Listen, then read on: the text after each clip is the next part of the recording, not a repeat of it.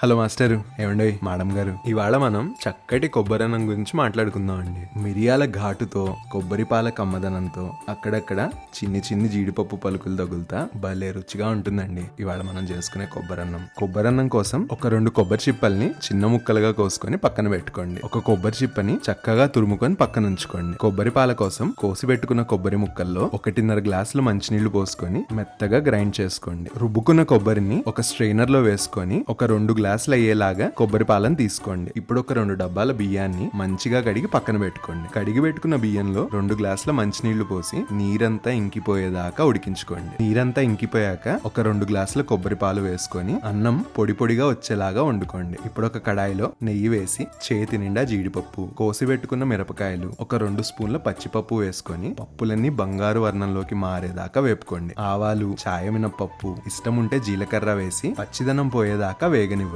ఇప్పుడు తాలింపులోకి కరివేపాకును వేసుకోండి. అస్సలు మర్చిపోకుండా అప్పుడే దంచుకున్న మిరియాల పొడిని నేతిలో వేసి వేపుకోండి. అన్నం మొత్తాన్ని కొబ్బరి డామినేట్ చేసేలా కాకుండా కొబ్బరి తురుము వేసుకొని లైట్ గా వేపుకోండి. కొబ్బరి వేగిపోయాక ఇందులోకి కొబ్బరి పాలతో ఉడికించుకున్న అన్నాన్ని వేసేయండి. చివరిగా తగినంత ఉప్పు, ఒక చెంచా నెయ్యి వేసి చక్కగా కలుపుకోండి. వేగిన కొబ్బరి తాలింపు అన్నానికి పట్టి అన్నం పొగలు కక్కేదాకా వేపుతూ ఉండండి. అంతే అండి, చివర్లో కొంచెం ఉప్పు సరి చూసుకుంటే గుమగుమలాడే కొబ్బరన్నం రెడీ అయిపోతుంది.